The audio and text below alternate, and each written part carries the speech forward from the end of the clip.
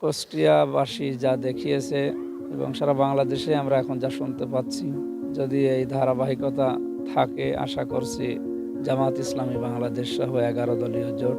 সুপ্রিয় দর্শক বন্ধুগণ, আসন্ন ত্রিদলীয় সংসদ নির্বাচনে কুষ্টিয়া ৩ আসন থেকে জয়লাভ করেছে আমির হামজা।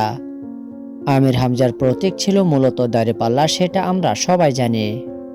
তার পরিকল্পনা নিয়ে আমরা সাংবাদিকগণ যখন তার কাছে প্রশ্ন রাখলাম, তখন তিনি জানান যে বেকার সমস্যার সমাধান নিয়ে প্রথম থেকে আমি শুরু করতে চাই, তারপরে আস্তে আস্তে সবকিছু করব।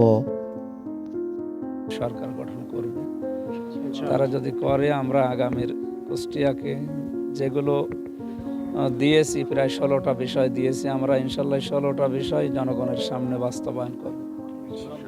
সর্বপ্রথম কাজ হবে আমাদের কুষ্টিয়ায় কেউ যেন বেকার না থাকে। এটা একটা মানে বড় সমস্যা কুষ্টিয়ায়, এবং এটা জীবনের জন্য খুব বড় অভিশাপ।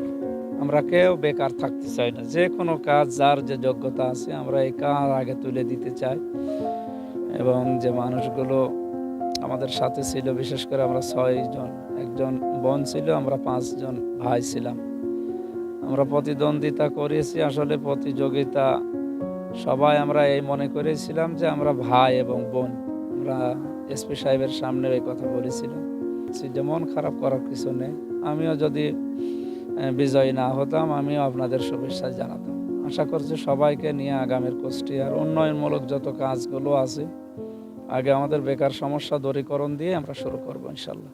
53,722 ভোট বেশি পেয়ে বিজয়ী হয়েছে দাঁড়িপাল্লার প্রতীক এখানে কুষ্টিয়া সদরে। সব প্রশংসা আমি আল্লাহকে দিচ্ছি। এবং কুষ্টিয়ার প্রার্থীগণের প্রসঙ্গে মুফতি আমির হামজা আমাদেরকে জানায় যে তিনি ছাড়াও তার প্রতিদ্বন্দ্বী ছিলেন মোট 5 জন।